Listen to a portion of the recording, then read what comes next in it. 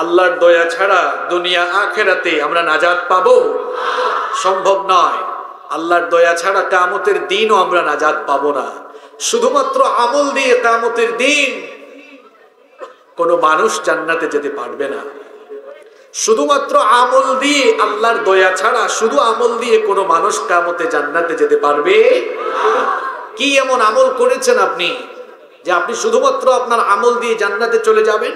আল্লাহর দয়া ছাড়া আপনি জান্নাতে যেতে পারবেন না।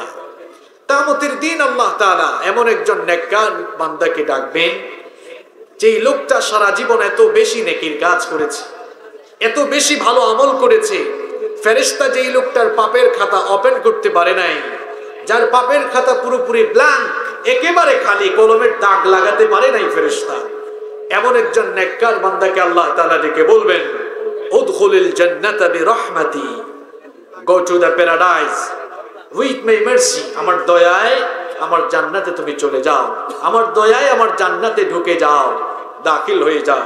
ওই নেককার লোকটা তখন বলবে, I don't go to the paradise with your mercy, I want to go to the paradise with my worship. সে বলবে, রব, আমি আজ তোমার দয়ায় কেন জান্নাতে যাব? বালবি আমালি, আমি আমার আমল দিয়ে জান্নাতে যাব। সারা জীবন বহু নেক আমল করেছি, অনেক ভালো আমল করেছি, এই আমল দিয়ে আমি আজ জান্নাতে ঢুকতে চাই। রব্বুল আলামিন ফেরেশতাদেরকে ডেকে বলবেন, ও আমার ফেরেশতারা, শুনেছ নাকি আমার এই গোলাম কি বলল? সে নাকি আমার দয়ায় জান্নাতে যেতে চায় না, সে নাকি তার আমল দিয়ে জান্নাতে যেতে চায়। আমিও দেখতে চাই আমার এই গোলাম কতটুকু নেক আমল করেছে। আমি দেখতে চাই আমার বান্দার নেক আমলের পরিমাণ বেশি নাকি আমার বান্দার প্রতি প্রদত্ত আমার দয়ার পরিমাণ বেশি। রব্বুল আলামিন ফেরেশতাদেরকে ডেকে বলবেন, ও আমার ফেরেশতারা, আমার এই গোলাম তার জন্ম থেকে নিয়ে মৃত্যু পর্যন্ত গোটা জীবন ভর যত নেক আমল করেছে, আমার বান্দার সমগ্র জীবনের নেক আমলগুলোকে মিজানের এক পাল্লায় রাখো। আর আমি আমার বান্দার প্রতি অগণিত দয়া করেছি। আমার আপনার প্রতি রব্বুল আলামিন কত যে দয়া করেছেন, কত নিয়ামত তিনি আমাদেরকে দিয়েছেন, কি নিয়ামতের সাগরে তিনি আমাদেরকে ডুবিয়ে রেখেছেন। নিয়ামতগুলোর যদি আমরা গণনা শুরু করি, বলেন তো গুনতে গুনতে কি কোনোদিন শেষ করা যাবে নাকি? এই জন্য আল্লাহ তাআলা কোরআনুল কারীমে বলেছেন, ওয়া ইন তাউদ্দু নি'মাতাল্লাহি লা তুহসুহা, তোমাকে এত নিয়ামত দিয়েছি, নিয়ামতগুলোর যদি গণনা শুরু করে দাও, বান্দারে, গুনতে গুনতে তুমি কোনোদিন তা শেষ করতে পারবা না। তথ্য প্রযুক্তি আর বিজ্ঞানের চরম উৎকর্ষতা সাধনের ফলে এখন আমরা বহু জিনিস জানতে পেরেছি, বহু অজানা জিনিস এখন আমরা জানতে পেরেছি। বিজ্ঞানের উৎকর্ষ সাধনের ফলে দুনিয়া থেকে সূর্যের ডিস্টেন্স কত সেটা আমরা তা জানতে পেরেছি। বিজ্ঞানের উৎকর্ষ সাধনের ফলে কোন মহাসাগরের আয়তন কত সেটাও আমরা জানতে পেরেছি। তথ্য প্রযুক্তি আর বিজ্ঞানের উন্নতির ফলে আমরা এত কিছু জানলেও, বলেন তো আজ পর্যন্ত আল্লাহর নিয়ামতগুলোকে কোনো বিজ্ঞানী গণনা করে করে শেষ করতে পেরেছে নাকি? কিয়ামত পর্যন্ত গুনে গুনে শেষ করা যাবে নাকি? এই জন্য আল্লাহ তাআলা বলেছেন, লা তুহসুহা, গুনে গুনে কোনোদিন শেষ করতে পারবা না। আল্লাহ তাআলা ফেরেশতাদেরকে ডেকে বলবেন, ও আমার ফেরেশতারা, আমি আমার বান্দার প্রতি অগণিত দয়া করেছি, এত দয়ার দরকার নাই। সুন্দর এই পৃথিবী দেখার জন্য আমি আমার বান্দাকে দুটি চর্মচক্ষু দিয়েছিলাম, দুটি চক্ষুর দরকার নাই, একটা চক্ষু নামক দয়াকে মিজানের আরেক পাল্লায় রাখো। ফেরেশতারা যখন ওই বান্দার গোটা জীবনের নেক আমলগুলোকে মিজানের এক পাল্লায় রাখবে, আর আরেক পাল্লায় যখন আল্লাহর দেওয়া একটা চক্ষু নামক দয়াকে রাখবে, দেখা যাবে বান্দার সারা জীবনের নেক আমলের চাইতে আল্লাহর দেওয়া একটা চক্ষু নামক দয়ার পাল্লা ভারী হয়ে যাবে। বান্দা তার ভুল বুঝতে পারবে, বান্দা তার ভুল বুঝতে পেরে বলবে, ওগো আল্লাহ, বুঝতে পেরেছি আজ আমি কেবলমাত্র আমার আমল দিয়ে জান্নাতে যেতে পারবো না। যদি আমার উপরে তুমি রহম না করো, ইহসান না করো, দয়া না করো, দয়া করে তোমার এই গোলামকে তুমি মাফ করো, আর তোমার দয়ায় তোমার জান্নাত আমায় দান করো। আল্লাহ তাআলা ফেরেশতাদেরকে ডেকে বলবেন, আমার ফেরেশতারা তাকিয়ে দেখ, এতক্ষণ পর আমার এই গোলাম লাইনে এসেছে, এতক্ষণ পর সে বুঝতে পেরেছে আমার দয়া ছাড়া আজ নাজাত পাওয়ার কোনো উপায় নাই।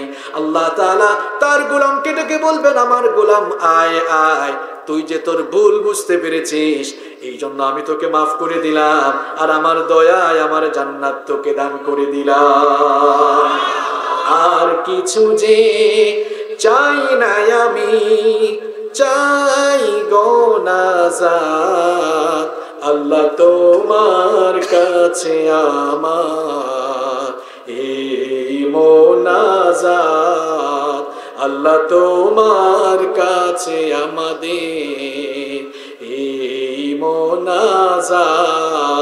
বলেন আমিন। আল্লাহর দয়া ছাড়া যত বড়ই বুজুর্গ হন না কেন আপনি, নাজাত পাওয়া সম্ভব। সম্মানিত ভাইয়েরা, আল্লাহ যদি কাউকে হিসাবের জন্য ধরেন, ও আটকে যাবে। এজন্য নবীজি বলেছেন, মান্নু কিসা উযিবা, যার কাছে হিসাব চাওয়া হবে সে ধরা খাবে। হিসাব যদি আল্লাহ চান, আপনি বাঁচতে পারবেন না। নবীজি বললেন, মান্নু কিসা উযিবা, যার কাছে আল্লাহ কিয়ামতের দিন হিসাব চাইবেন সে ধরা খেয়ে যাবে, নাজাত আর পাবে না। উম্মুল মুমিনিন আয়েশা রাদিয়াল্লাহু আনহা তখন জিজ্ঞেস করলেন, ওগো আল্লাহর রাসূল, আপনি তো বলছেন যার কাছ থেকে হিসাব চাওয়া হবে কিয়ামতের দিন সে ধরা খেয়ে যাবে, কিন্তু আল্লাহ তাআলা তো কোরআনুল কারীমে বলেছেন, ওয়া আম্মা মান উতিয়া কিতাবাহু বিয়ামিনিহি ফাসাউফা ইউহাসাবু হিসাবান ইয়াসীরা। আল্লাহ তো কোরআনে বলেছেন কিয়ামতের দিন ডান হাতে যাকে আমলনামা দেওয়া হবে তার হিসাব বড় সহজ করা হবে।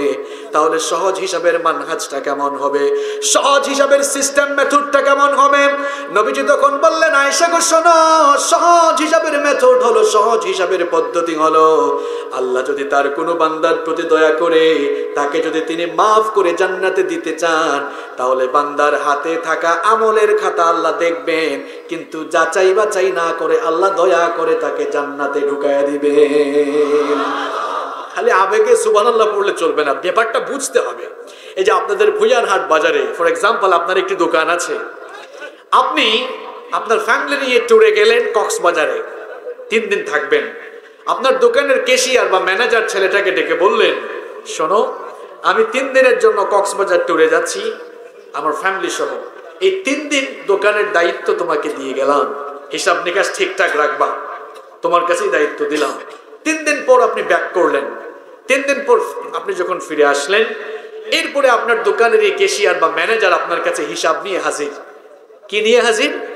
হিসাব। দেখেন হিসাব দেওয়ার নমুনাটা কেমন।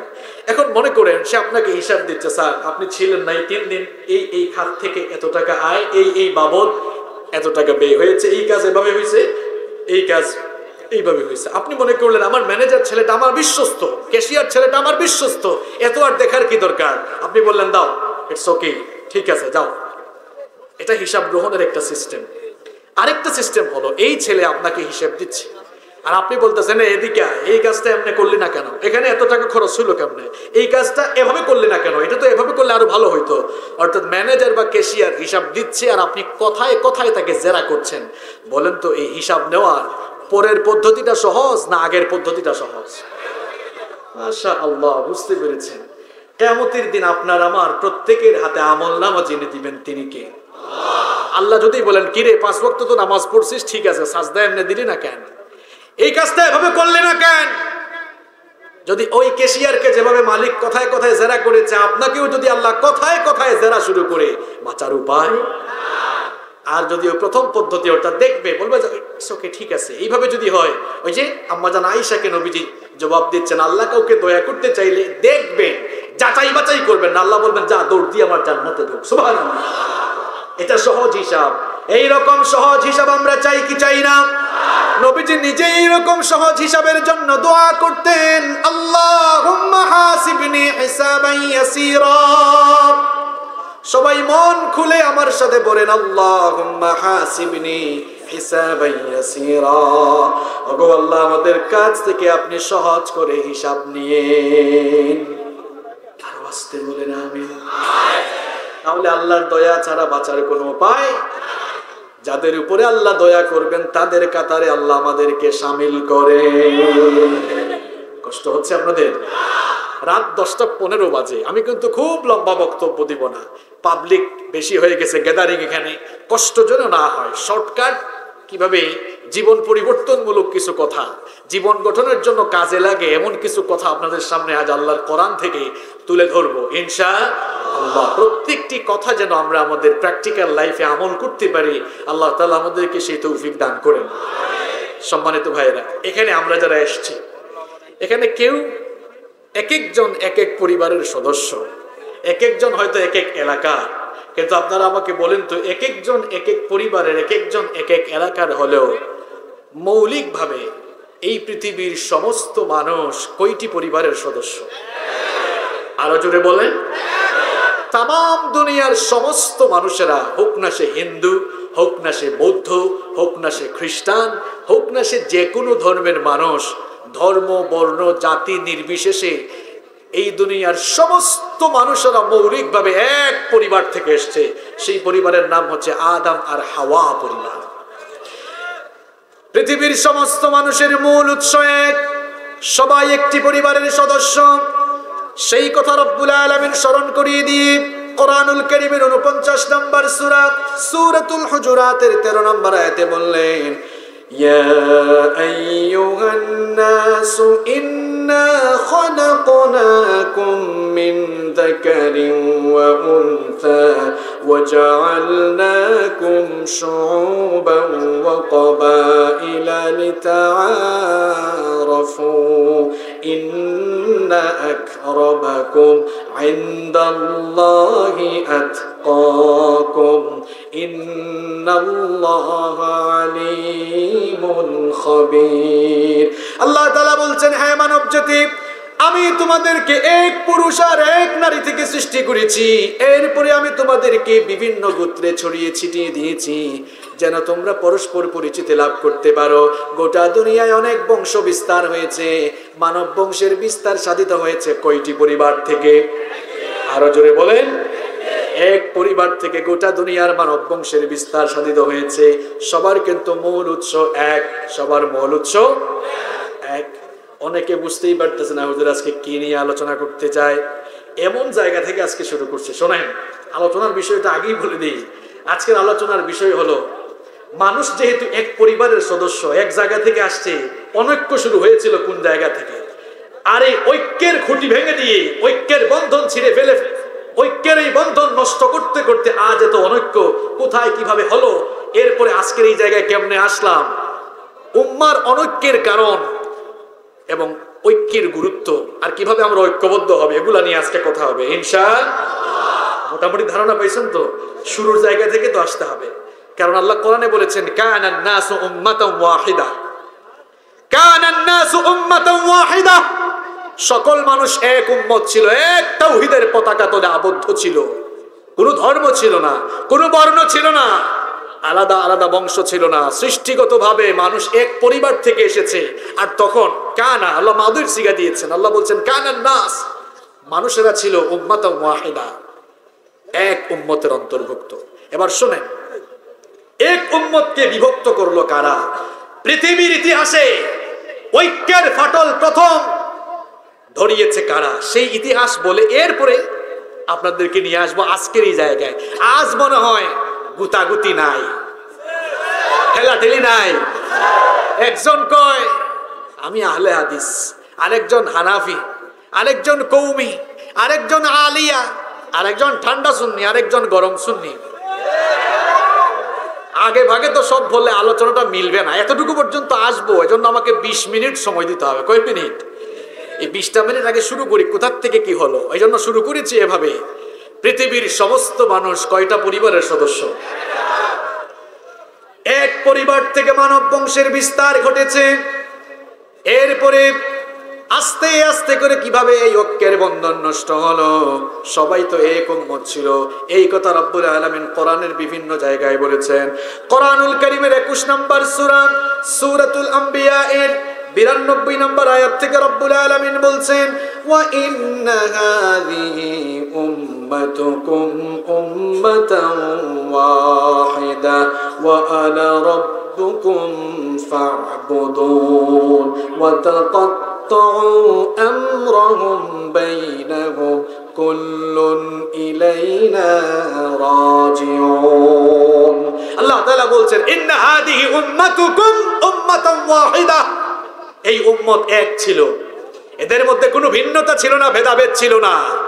এবং আল্লাহ বলেছেন ওয়া আনা রাব্বুকুম, সবার রব আমি একজন, আমারই ইবাদত করো। এরপরে তোমরা কি করলে?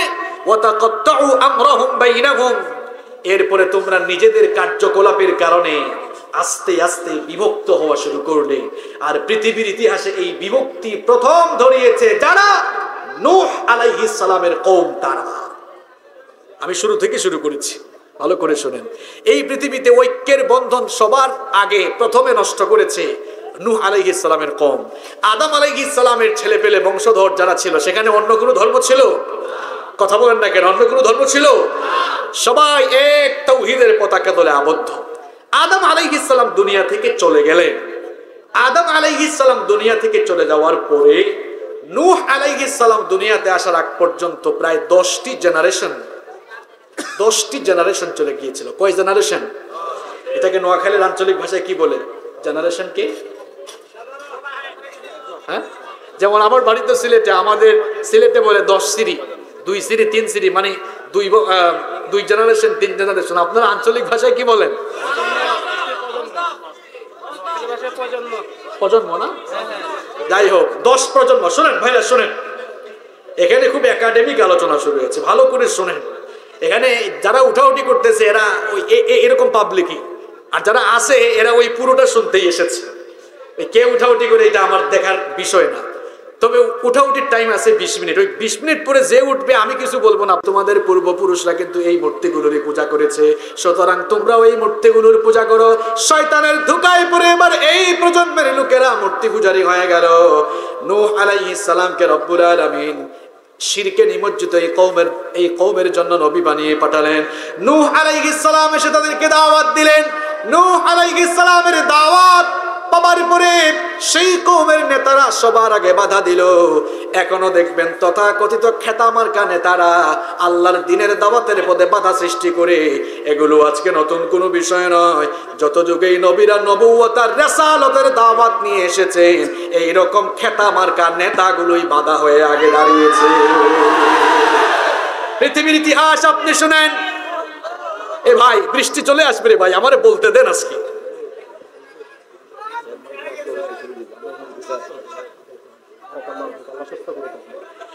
তাহলে দেখেন, স্লোগান দিয়ে না প্লিজ, আমারে কথাগুলো বলতে দেন। বৃষ্টি চলে আসবে, বলতে দিবেন তো ইনশাআল্লাহ? খুব মজার কথা আসতেছে সামনে। মুসা নূহ আলাইহিস সালাম দাওয়াত দিলেন। নূহ আলাইহিস সালামের বিরোধিতা করে এরা কি বলেছিল? এদের কথাগুলো রব্বুল আলামিন কোরআনুল কারীমের 23 নম্বর সূরা সূরাতুল মুমিনুনের 52 নম্বর আয়াত থেকে তুলে দিয়েছেন। সূরা নূহ এর 23 নম্বর আয়াত থেকে আল্লাহ তুলে দিয়েছেন, ওয়া ক্বালু লা তাযারুন্না আলিহাতাকুম ওয়া লা তাযারুন্না ওয়াদ্দান ওয়া লা সুওয়া'আন ওয়া লা ইয়াগুসা ওয়া ইয়াউকা ওয়া নাসরা ওয়া ক্বাদ আযাল্লু কাসীরান ওয়া লা তাজিদিজ যালিমিনা ইল্লা দালালা।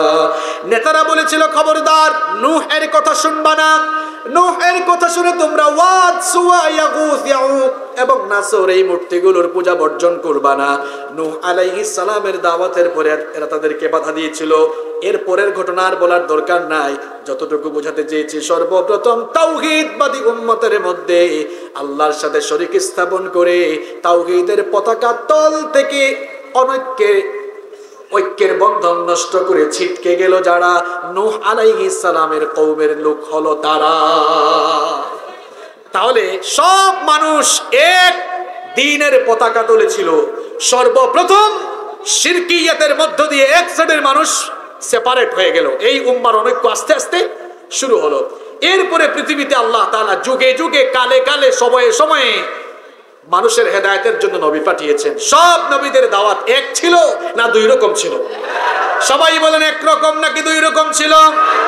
আল্লাহ তাআলা বলেছেন ওয়ালাকাদ বাআসনা ফি কুল্লি উম্মাতির রাসূলা আন ইবুদুল্লাহা ওয়াজতানিবুত তাগুত। আল্লাহ তাআলা বলছেন সকল উম্মতের জন্য আমি রাসূল পাঠিয়েছি, আর সবাই আল্লাহর দ্বীনের দিকে, আল্লাহর গোলামির দাওয়াত দিয়েছিলেন। আনি আবুদুল্লাহ, তারা বলেছিলেন গোলামি করতে হবে কার? অন্য আয়াতে আল্লাহ বলেছেন শারা'a লাকুম মিনাদ-দীনি মা ওয়াসসা বিহি নূহান ওয়াল্লাযী আওহাইনা ইলাইকা ওয়া মা ওয়াসাইনা বিহি ইব্রাহীমা ওয়া মূসা ওয়া ঈসা আন আকিমুদ الدين ولا تتفرقوا فيه আল্লাহ তাআলা বলছেন তোমাদের জন্য সেই দিনকে, সেই জীবন ব্যবস্থাকে নির্ধারণ করা হয়েছে যার ব্যাপারে ইতিপূর্বে আদেশ দেওয়া হয়েছিল নূহ নবীকে। আমার নবী আপনার উপরে যে ওহী পাঠানো হচ্ছে, যে আদেশ দেওয়া হচ্ছে, তা ইতিপূর্বে ইব্রাহিম, মূসা এবং ঈসার কাছে পাঠানো হয়েছিল। সকলকে বলা হয়েছিল আন আকিমুদ্দিন, আমার জমিনে আমার দ্বীনকে কায়েম করো। কথাটা কার? খুব বৃষ্টি চলে আসছে না, একটু জিকির করেন লা ইলাহা ইল্লাল্লাহ, লা ইলাহা ইল্লাল্লাহ, সুবহানাল্লাহ ওয়ালহামদুলিল্লাহ, লা ইলাহা ইল্লাল্লাহ, লা ইলাহা ইল্লাল্লাহ মুহাম্মাদুর রাসূলুল্লাহ সাল্লাল্লাহু। আপনারা তো বৃষ্টি আপনাদের উপরে পড়ছে, আমি অলরেডি এর আগে আরেকটা মাহফিলে ছিলাম, বৃষ্টিতে ভিজেই আলোচনা করে এসেছি, মানুষও শুনেছে। আপনারাও বৃষ্টির মধ্যে দাঁড়িয়ে আছেন। যেই দেশের লোকেরা কোরআনকে এত ভালোবাসে, কোরআনের প্রতি যেই দেশের লোকদের এত ভালোবাসা, কোরআনের জন্য যেই দেশের লোকেরা এত দেওয়ানা, এত মাতোয়ারা, বৃষ্টির মধ্যে দাঁড়িয়ে থেকেও যারা চুপচাপ হয়ে আল্লাহর কালাম শুনে, এই দেশে আর কিছু থাকুক আর না থাকুক ইসলাম থাকবেই থাকবে ইনশাআল্লাহ। এই দেশের মানুষেরা বৃষ্টিতে ভিজে ভিজে আল্লাহর কালামের কথা শুনে সেই দেশে কোরআনের বিরুদ্ধে, ইসলামের বিরুদ্ধে গিয়ে কেউ টিকতে পারবে না ইনশাআল্লাহ।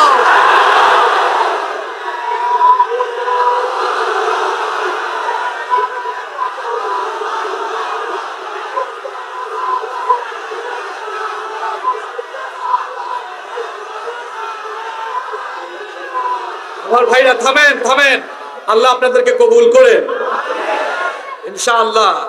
আল্লাহ বৃষ্টি বন্ধ করবেন ইনশাআল্লাহ। বৃষ্টির ফয়সালা কার কাছ থেকে এসেছে? আল্লাহর কাছ থেকে। আল্লাহর ফয়সালার উপরে আমরা খুশি না বেজার? আমিও এই দিক বিবেচনায় আলোচনা সংক্ষেপ করার চেষ্টা করছি।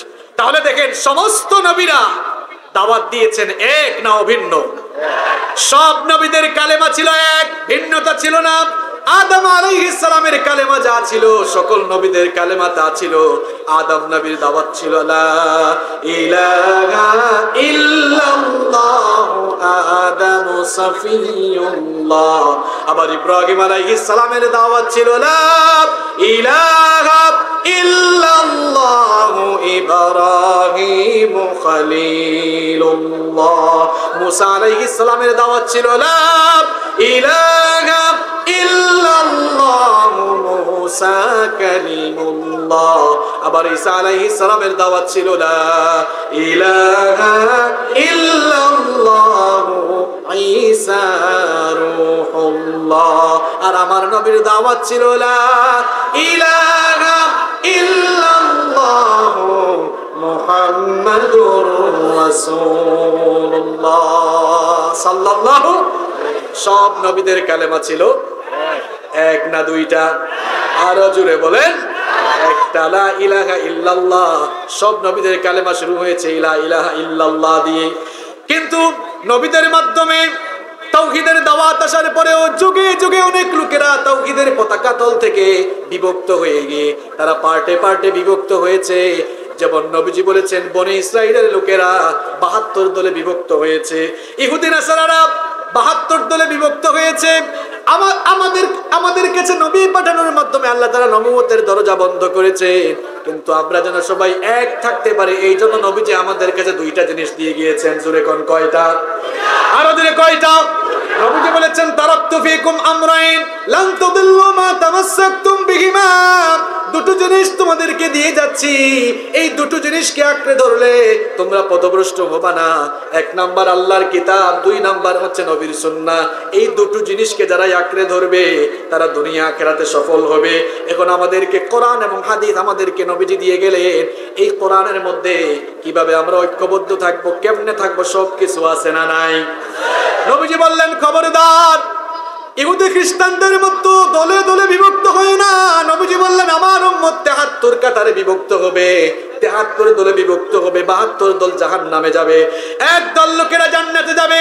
সাহাবায়ে কেরাম বললেন ওগো আল্লাহর নবী কোন সব লোকেরা আল্লাহর জান্নাতে যাবে? নবীজি বললেন যারা আমার সাহাবীদের দেখানো পথে চলবে। অন্য বর্ণনায় এসেছে যারা ঐক্যবদ্ধ হয়ে আল্লাহর দ্বীনকে ধারণ করবে তারা আমার সঙ্গে জান্নাতে যাবে।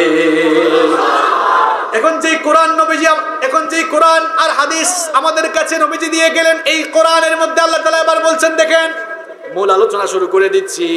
এই কোরআনে আল্লাহ বলছেন ইয়া আইয়ুহাল্লাযীনা আমানুত্তাকুল্লাহা হাক্কা তুকাতিহি ওয়া লা তামুতুন্না ইল্লা ওয়া আনতুম মুসলিমুন। আল্লাহ তাআলা বললেন হে বিশ্বাসীরা আল্লাহকে ভয় করার মতো ভয় করো, যেমন ভাবে তাকে ভয় করা উচিত। ওয়ালা তামুতুন্না ইল্লা ওয়া আনতুম মুসলিমুন, আর খবরদার সাবধান মুসলমান না হয়ে মৃত্যুবরণ করো। আমাদের পরিচয় কয়টা? আমাদের পরিচয় কি? সবাই তো বলতে পারলেন না, আরো জোরে বলেন। এখন মুসলমান পরিচয় দিতে অনেকে লজ্জা পায়, বলে আমি কওমি, আরেকজন কয় আমি আলিয়া, কেউ বলে আমি দেওবন্দি, আরেকজন কয় আমি আহলে হাদিস, আরেকজন কয় আমি চরমুনাই, আরেকজন কয় হেফাজত, আরেকজন কয় আমি আওয়ামী লীগ, কেউ কয় বিএনপি, আরেকজন কয় জাতীয় পার্টি, আরেকজন কয় গরম সুন্নি, আরেকজন কয় ঠান্ডা সুন্নি। আপনি মুসলমান পরিচয় দিতে লজ্জা পান, কত বড় নির্লজ্জ আপনি হয়েছেন। আল্লাহর কোরআন খুলে আমি কোথাও পাই নাই আল্লাহ বলেছেন আহলে হাদিস হ, কোরআনের কোথাও নাই কওমি হ, কোরআনের কোথাও নাই আলিয়া হ, কোরআনের কোথাও নাই চরমুনাই হ, কোথাও নাই হেফাজত হ, বরং কোরআনে আমরা পেয়েছি ওয়ালা তামুতুন্না ইল্লা ওয়া আনতুম মুসলিমুন, মুসলমান না হয়ে মৃত্যুবরণ করো না। এই জন্য বাঁচতে হবে মুসলমান হয়ে, মরতে হবে ও মুসলমান হয়ে। এখন মুসলমান পরিচয় দিতে আমরা অনেকে লজ্জা পাই। এক ধর্মের অনুসারী আমরা, কিন্তু আমরা পাট হয়ে গিয়েছি। এই পাট হওয়ার কারণে আমাদের উপরে মুসিবত এখন কম না বেশি? একদিন আমাকে একজন ফোন দিয়ে কই হুজুর আপনি কোন জাত? আমি ভাবলাম মনে হয় ন্যাশনালিটি, জাতীয়তা জিজ্ঞেস করেছে। আমি বললাম ভাই আমি জাত হিসাবে তো বাংলাদেশি জাত, জাতীয়তা বাংলাদেশি। কই হুজুর এইটা না, আমি ওইটা বুঝাইছি। বললাম কোনটা? কই ওই যে অনেক কিছু আছে না, আপনি কোনটা? আমি বললাম এগুলা তো এই যুগের ফেরকা, এই যুগের দল, আমি হচ্ছে সবচাইতে পুরান দল। সে বলল হুজুর পুরান দল কোনটা? আমি বললাম আমার পরিচয়, আমার ধর্মের নাম ইসলাম, আমার পরিচয় হলো আমি মুসলমান, এটাই আমার পরিচয়। আজ আমরা যারা পাট হয়ে গিয়েছি, আল্লাহ তাআলা নিষেধ করেছেন বান্দারা খবরদার পাট হয়ে যেও না। ওয়ালা তাকুনু কাল্লাযীনা তাফাররাকু ওয়াখতালাফু মিন বা'দি মা জাআহুমুল বায়্যিনাত ওয়া উলাইকা লাহুম আযাবুন আযীম। আল্লাহ তাআলা বলছেন খবরদার তাদের মতো হয় না যারা পাট হয়ে মতভেদ, যারা মতবিরোধে লিপ্ত হয়ে দলভেদ করে ধ্বংস হয়ে গিয়েছে, তাদের মতো হয়ে যেও না। হুকুমটা কার? এই সতর্কবার্তা কার? আজ আমরা সামান্য মত পার্থক্যের কারণে একজন আরেকজনকে দেখতে পারি না, একজন আরেকজনের কথা শুনতে পারি না। এই জন্য দেখা যায় আমাদের উপরে জুলুম নির্যাতন বাড়ছে না কমছে? আপনাদের কথা কি বলবো, আগে আপনারা আমাদের কাছে দোয়া চাইতেন, হুজুর দোয়া করবেন আমরা যেন ঠিকঠাক থাকি, আমাদের জন্য দোয়া করবেন। এখন আমাদের অবস্থা খারাপ, ভয়ঙ্কর সময় আসতেছে, বলতে হবে আপনারাই দোয়া করেন আমরা যেন ঠিকঠাক থাকতে পারি। বেশি না, সামান্য মাসআলাগত পার্থক্যের কারণে এক আলেমের সাথে আরেক আলেমের দ্বন্দ্ব, এ কালেমারের আলেমকে দেখতে পারে না। আলেমে আলেমে বিভেদের কারণে জালেমে জালেমে দোস্তি করে এখন ইসলামপন্থী লোকদের উপরে কুরবানি চালানো হচ্ছে। আলেমে আলেমে বিভেদ এখন জালিমে জালিমে দোস্তি, আলেমে আলেমে বিভেদ এখন জালিমে জালিমে দোস্তি। পথের ঠিকানা জানা নেই কারো, কে কোথায় পাবে স্বস্তি, কে কোথায় পাবে স্বস্তি। সালাতে দুহাত কোথায় বাঁধবে নাভির উপরে বুকে, আমিন বলবে চুপিসারে নাকি সজরে আওয়াজ ফুকে। ছোট আরো ছোট বিষয় নিয়েও চলছে ভীষণ দ্বন্দ্ব, সব দল ভাবে আমরাই ভালো অন্যরা কালো মন্দ। ফরজ নিয়ে তো মারামারি নেই, নফলে সফল যুগ, টুপির আকার আকৃতি নিয়ে গবেষণা হয় খুব। এখন কয় এইটা আলিয়া টুপি, এইটা কওমি টুপি, এটা সুন্নি টুপি, এটা আলে হাদিস টুপি। মুসলমান, তুমি টুপির মধ্যে ইসলাম খুঁজো, এই জন্য ইসলাম বিরোধীরা ইসলাম পন্থীদের উপরে কুরবানি চালানোর সুযোগ পেয়েছে। ফরজ নিয়ে তো মারামারি নেই, নফলে সফল ডুব, ফরজ নিয়ে তো মারামারি নেই, নফলে সফল ডুব, টুপির আকার আকৃতি নিয়ে গবেষণা হয় খুব। এই সুযোগে আব্রাহা দেখো হাঁকিয়ে বেড়ায় হস্তি, জালিমে জালিমে দোস্তি, আলেমে আলেমে বিভেদ এখন জালিমে জালিমে দোস্তি। পথের ঠিকানা জানা নেই কারো, কে কোথায় পাবে স্বস্তি, কে কোথায় পাবে স্বস্তি। খেতির নেশায় আলেমের মন ব্যস্ত, ভীষণ ব্যস্ত, এই সমাজের সব কাজে তাই জালিমের হাতে ন্যস্ত। নিজের হিসেবে করে না আলেম, অন্যের কথা ভাবে, বিরোধকারীরা জান্নাতে নাকি জাহান্নামেই যাবে। কাফের ফাসিক লক্ষ ফতোয়া পকেটেই আছে জমা, আল্লাহর কাছে ছাড় আছে তবু তার কাছে নাই ক্ষমা। হেরার চেরাগে চিনতে পারেনি এখনো আপন পথ, জালিমের হাতে চলে গেছে তাই নিজের সাজানো ঘর। হেরার চেরাগে চিনতে পারেনি এখনো আপন পথ, জালিমের হাতে চলে গেছে তাই নিজের সাজানো ঘর।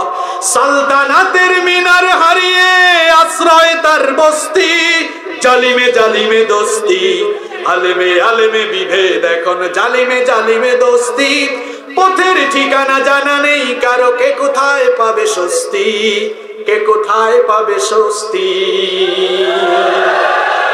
কথা বাস্তব না অবাস্তব? কথা বাস্তব না অবাস্তব? আমাদের প্রত্যেকটি ইবাদত তো আমাদেরকে ঐক্যবদ্ধ থাকা শেখায়। এই নামাজ আমাদেরকে ঐক্যবদ্ধ থাকা শেখায়। এই যে নামাজে আমরা যাই, নামাজ কি একা একা ফরজ করা হয়েছে না জামাতের সাথে ফরজ করা হয়েছে?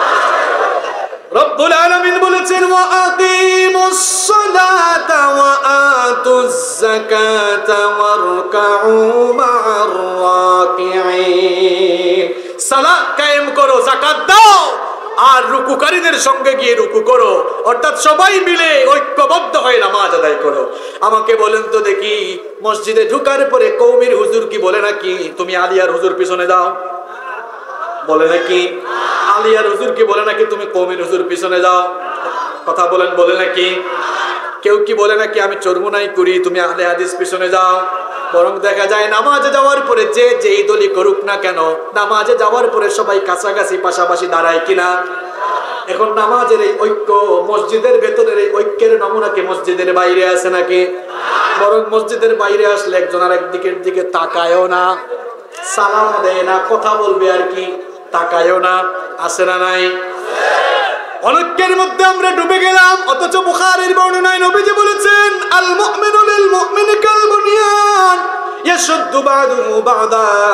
এক মুমিনের সাথে আরেক মুমিনের সম্পর্ক হবে এক দেয়ালের মধ্যে একটা ইটের সাথে আরেকটা ইট পাশাপাশি থাকার মতো।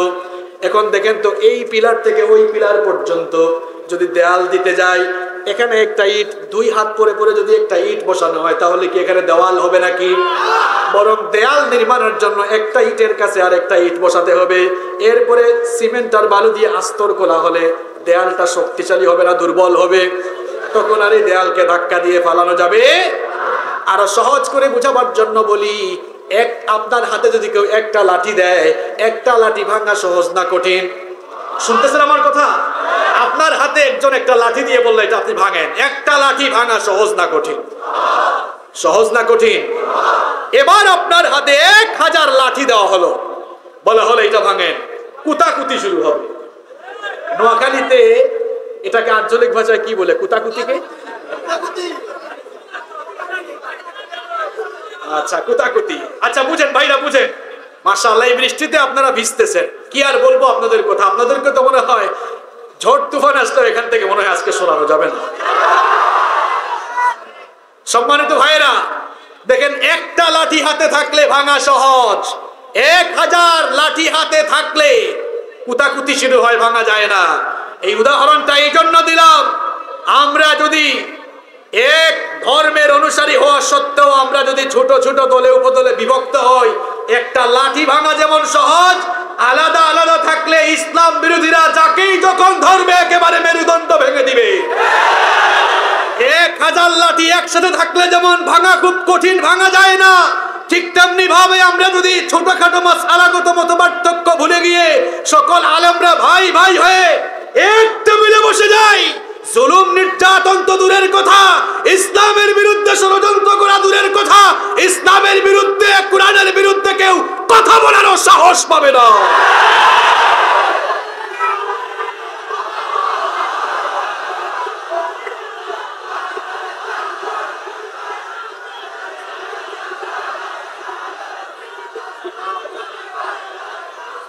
সম্মানিত ভাইয়েরা, সম্মানিত ভাইয়েরা, আজ আমাদের এই পরিণতির জন্য আমরাই দায়ী।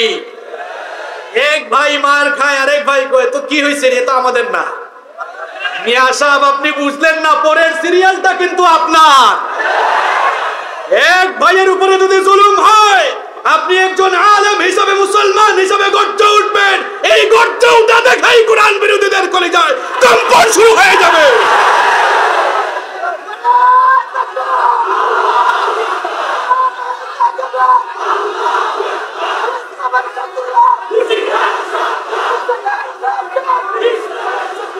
সম্মানিত ভাইয়েরা, সম্মানিত ভাইয়েরা, কি আর ওয়াজ করব? এখন আমাদের মতো হুজুররাই প্যান্ডেলে বসে খালি মানুষের মধ্যে গন্ডগোল লাগানোর চেষ্টা করে। এই জন্য আমি বলেছি, উম্মতের ঘরে আগুন লেগেছে, আর কেরোসিন ঢালবেন না, পারলে পানি ঢালেন, না পারলে চুপচাপ বসে থাকেন। কেরোসিন ঢালবেন না, পারলে পানি ঢালেন। আর অনৈক্য আর দলাদলি কইরেন না আল্লাহর ওয়াস্তে। এই দেশের মুসলমানরা সকল দলের মতের আলেমদেরকে এক টেবিলে দেখতে চায়। আল্লাহর কসম করে বলছি, আমরা যদি দলাদলি ভুলে গিয়ে সবাই এক টেবিলে বসতে পারি, এই দেশের মুসলমানরা আলেমদেরকে মাথার তাজ বানিয়ে রাখবে। সম্মানিত ভাইয়েরা, পৃথিবীর বহু দেশে গণতান্ত্রিক পদ্ধতি রয়েছে, গণতন্ত্র রয়েছে। এই গণতান্ত্রিক প্রক্রিয়ায় অনেকে কোয়ালিশন করছে তাদের নিজেদের ক্ষমতার জন্য। এটা আমি একটা উদাহরণ দিচ্ছি। দেখা যায় বিভিন্ন দেশে বাম ডান মিলে জোট করে, কিন্তু আমাদের দেশে আলেমরা আমার এক ভাইয়ের সাথে আরেক ভাইয়ের মাসআলাগত পার্থক্য আমরা এক হতে পারি। এটা খুব আফসোসের ব্যাপার। এজন্য একজন ওই দিন বলেছিলেন, আমি শুনলাম, যে একটা প্লেটের মধ্যে ব্যাঙ রাখা যেমন কঠিন, আলেমদেরকে তেমনি এক জায়গায় বসানো নাকি কঠিন। তবে আমরা চাইলে সম্ভব কিনা? কথা বলেন, চাইলে সম্ভব কিনা? এখন আমরাই উম্মতের ঘরে আগুন লাগাচ্ছি। আমরা সামান্য হাত বাঁধা নিয়ে মসজিদ আলাদা করে দিয়েছি। মানুষ বিপদে পড়েছে, গল্প একটা মনে পড়েছে, বলবো? বলবো। এক লোক সফরে বের হয়েছে, সফরে বের হয়েছে, এক জায়গা দিয়ে যাচ্ছে, আসরের আজান হয়েছে। লোকটা চিন্তা করলো, আসরের আজান যেহেতু হয়েছে, মসজিদ কাছে আসে, মসজিদে ঢুকে নামাজটা পড়ে নেই। লোকটা মসজিদে ঢুকলো, এই লোক নাভির উপরে হাত বাঁধে, কিন্তু তার দুর্ভাগ্য ওই মসজিদের সবাই বুকের উপরে হাত বাঁধে। নামাজে সালাম ফেরানোর পরে সবাই মিলে তারা দৌড়ানো শুরু করছে, তো তুমি আবার কোন এলাকা থেকে আসছো, এখানে এসে নাভির উপরে হাত বাঁধো। লোকটা এদের দৌড়ানো খাইয়া দৌড়াইতে দৌড়াইতে এক জায়গায় গিয়ে এদের হাত থেকে নিস্তার পেলো, হাঁপাচ্ছে, এবার হাঁটা শুরু করেছে। এবার মাগরিবের আজান হলো, আরেক মসজিদে ঢুকলো। ঢোকার সময় চিন্তা বাড়লো, আসরের নামাজের সময় যে দৌড়ানো খাইছি, এখন আর দৌড়ানো খাওয়ার মতো কাজ করবো না। এবার কয় আমি এবার বুকের উপরেই হাত বাঁধবো যাতে আর দৌড়ানো খাওয়া না লাগে। লোকটার কি দুর্ভাগ্য, এই মসজিদের সবাই হাত বাঁধে নাভির উপরে, আর সে বাঁধছে বুকে। নামাজ শেষে এবার সবাই মিলে তারা দৌড়ানো শুরু করছে।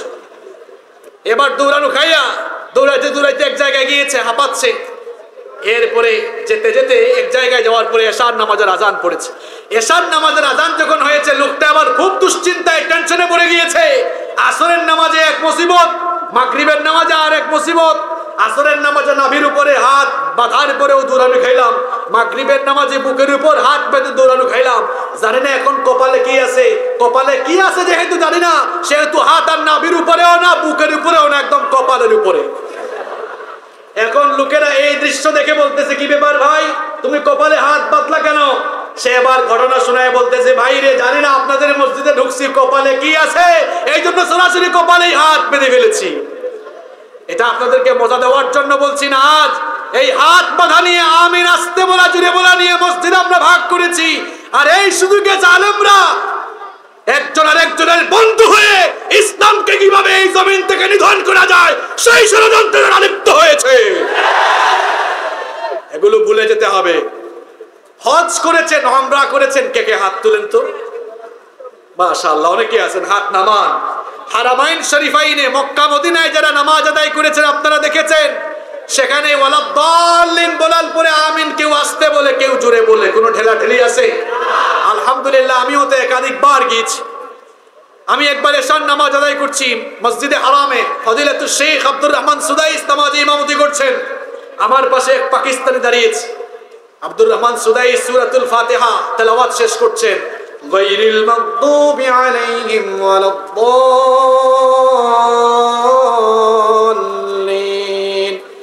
এখন আমি আসতে বলেছি আমিন, আর আমার পাশের পাকিস্তানি এসে বলছে আমিন। এখন সালাম ফেরানোর পরে পাকিস্তানি আমারে বলে নাই, কিরে তুই আসতে বললি কেন? আমিও তাকে বলি নাই, কিরে তোর কি বেশি তেল হয়েছে নাকি, এত জোরে বলছ কেন? কেউ কাউকে কিছু বললাম না। আবার যারা হজ উমরা করেছেন দেখেছেন, কেউ বুকের উপরে, কেউ নাভির উপরে। হাম্বলি মাযহাবের তারা হাতও বাঁধে না, কিন্তু ওখানে কোনো ঠেলাঠেলিও কেউ করে। আমার ভাইয়ের সাথে আমার মতের অমিল থাকবে, কিন্তু আমার মতকে সে রেসপেক্ট করবে, তার মতকে আমি রেসপেক্ট করব। মতভেদের কারণে আমরা দলভেদ করব না। This is the beauty of Islam. এটাই ইসলামের সৌন্দর্য। আমরা আজ কি করছি? এই দল সেই দল, এগুলো দলাদলি করতে করতেই তো আমাদের অবস্থা আমরা খারাপ করে ফেলছি। আজ ঐক্যের আলোচনা আমরা কেন করছি?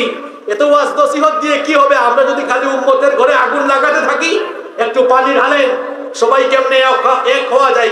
যাদের পরিচয় মুসলমান, আমরা সবাই যদি দলের উপরে, মতের উপরে আমাদের এই দ্বীন ইসলামকে প্রায়োরিটি দিতে পারি, সবাই যদি দল মতের উপরে কোরআনকে প্রায়োরিটি দিয়ে সবাই যদি সব সময় ঐক্যবদ্ধ থাকতে পারি, তাহলে তথাকথিত বাম, রাম, নাস্তিক আর ইসলাম বিরোধীরা এই দেশে অবস্থান করে ইসলামের শিআরের উপরে আক্রমণ করে কথা বলার সাহস আর কোনোদিন পাবে না। আমাদের প্রভু এক, এক নবীর উম্মত, জীবন বিধানে ওই শিবানী কোরআন। আমাদের প্রভু এক, এক নবীর উম্মত, জীবন বিধানে ওই শিবানী কোরআন। তবে কেন মুসলমান এক করিয়াও মান। বলেন আমিন। কষ্ট হচ্ছে আপনাদের? আমি আর বেশি লম্বা করবো না, যেহেতু খুব বৃষ্টি শুরু হয়েছে। 10 মিনিট থাকা যাবে তো ইনশাআল্লাহ? অনেক পয়েন্ট বাদ দিয়ে ফেলেছে, শুধু মূল মূল কথাগুলো বলে যাচ্ছি। তাহলে আমাদেরকে ঐক্যবদ্ধ হওয়া লাগবে। ঐক্যবদ্ধ না থাকলে আমাদের কি ক্ষতি হবে? এক নাম্বার, আল্লাহর আদেশ লঙ্ঘন হবে। কারণ আল্লাহ বলেছেন ওয়াতাসিমু বিহাবলিল্লাহি জামিআন ওয়া লা তাফাররাকু। ঐক্যবদ্ধ হয়ে আল্লাহর দ্বীনকে, কোরআনের রশিকে আঁকড়ে ধরো। আপনি যদি ঐক্যবদ্ধ না থাকেন, দলাদলি করেন, তাহলে আপনি আল্লাহর আদেশকে অমান্য করলেন, লঙ্ঘন করলেন। নাম্বার 2, আমরা যদি ঐক্যবদ্ধ না থাকি, দলাদলি করি, তাহলে ইসলাম বিরোধীরা আমাদের মাথার উপরে কাঁঠাল ভেঙে খাওয়ার সাহস পাবে। ঠিক কিনা কন? নাম্বার 3, আমরা যদি ঐক্যবদ্ধ না থাকি, তাহলে আমাদের ভিত্তি দুর্বল হয়ে যাবে। দুর্বল হয়ে যাবে। আর আমরা যদি ঐক্যবদ্ধ থাকতে পারি তাহলে আমরা শক্তিশালী হব ইনশাআল্লাহ। এবার আসেন আমরা ঐক্যবদ্ধ থাকবো কেমনে? ঐক্যবদ্ধ থাকার মাত্র 7টি টিপস দিয়ে আলোচনা শেষ করবো আজকে ইনশাআল্লাহ। নাম্বার 1, 1 নাম্বার, মতভেদ থাকবে, ইখতিলাফের কারণে ইফতেরাক করা যাবে। আমার ভাইয়ের সাথে আমার মতের অমিল থাকবে, কিন্তু তাই বলে আমি দলভেদ করে ছুটে চলে যাব না। বলেন তো, ইমাম আবু হানিফার সাথে ইমাম শাফিঈ রাহিমাহুমুল্লাহ একজনের সাথে আরেকজনের মতের অমিল ছিল, কিন্তু কেউ কি কাউকে গালি দিয়েছেন? গালি দিয়েছেন? তো ইসলামের সৌন্দর্য এই জায়গায়, আপনার সাথে আরেকজনের মতের অমিল থাকলে আপনি তাকে গালি দিবেন না, বকা দিবেন না, আলাদা দল বানিয়ে পার্ট হয়ে যাবেন না। আমাদের মধ্যে মতভেদ থাকবে কিন্তু দলভেদ করা যাবে না। তাহলে আমাদের এই ঐক্যের বন্ধনটা সুদৃঢ় থাকবে, আমরা ঐক্যবদ্ধ থাকতে পারবো ইনশাআল্লাহ। নাম্বার 2, নাম্বার হচ্ছে ভিন্ন মতের প্রতি রেসপেক্ট করা। আরেকজন যে মত দিবে তার এই মতকে রেসপেক্ট জানানো, তার এই মত আমার কাছে ভালো না লাগলেও অন্তত রেসপেক্ট করা, অন্তরে শ্রদ্ধাবোধ তার প্রতি জাগ্রত থাকা। নাম্বার 3 নাম্বার হচ্ছে আমাদের উখুওয়াহ, আমাদের ভ্রাতৃত্ববোধের চেতনাকে আরো মজবুত করা। কারণ আমাদের মধ্যে ভ্রাতৃত্বের সম্পর্কের ঘোষণা সরাসরি যিনি দিয়েছেন তিনি কে? আরো জোরে বলেন, তিনি কে? রক্তের বন্ধনের চাইতেও ইমানি বন্ধন আরো বেশি গুরুত্বপূর্ণ, কারণ ইমানি ভ্রাতৃত্বের বন্ধনের ঘোষণাকারী স্বয়ং আল্লাহ। স্বয়ং কে? রব্বুল আলামিন বলেছেন, ইন্নামাল মুমিনুনা ইখওয়াতুন ফাআসলিহু বাইনা আখাওয়াইকুম ওয়াত্তাকুল্লাহা লাআল্লাকুম তুরহামুন। আল্লাহ তাআলা বলছেন, নিশ্চয়ই মুমিনরা ভাই ভাই, তারা পরস্পরকে সংশোধন করবে, একজন আরেকজনের মধ্যে মীমাংসা করে দিবে। আপনার আপন ভাই ভুল করলে আপনি তো তাকে গালি দেন না, আপনি তাকে বুঝান। তাহলে আপনি একজন আলেম, আরেকজন আলেম ভুল করলে তাকে আদর করে কেন ডেকে বুঝান না? একজন আরেকজনের বাসায় গিয়ে চা খাইলে তো অসুবিধা নেই, কেউ ভুল করলে তাকে আমরা ডেকে বুঝাইতে পারি না, সেটা করেছেন কি? আল্লাহ তাআলা তাদের প্রশংসা করে কোরআনুল কারীমে 59 নম্বর সূরা হাশরের 9 নম্বর আয়াতে বললেন, ওয়াল্লাযীনা তাবাওয়াউদ দারা ওয়াল ঈমানা মিন ক্বাবলিহিম ইউহিব্বুনা মান হাজারা ইলাইহিম ওয়ালা ইয়াজিদুনা ফি সুদুরিহিম হাজাতাম মিম্মা উতু ওয়া يؤثرون على أنفسهم ولو كان بهم خصاصة। আল্লাহ তাআলা বলছেন, মুহাজিররা মদিনায় আসার আগে মদিনায় যারা বসবাস করেছিল এবং ঈমান এনেছিল, ওই সকল আনসার, ওই সকল সাহাবীরা তাদের মুহাজির ভাইদের প্রতি ভালোবাসা দেখিয়েছে, এমনকি নিজেদের চাইতে তাদের ভাইকে তারা প্রাধান্য দিয়েছে। সুবহানাল্লাহ। এরকম ভালোবাসার নমুনা থাকতে হবে, এক ভাই আরেক ভাইকে অগ্রাধিকার দিবে। নাম্বার 5 নাম্বার, এক ভাই আরেক ভাইকে কষ্ট দিবে না। নাম্বার 6 নাম্বার হচ্ছে এক ভাই আরেক ভাইকে সহযোগিতা করবে।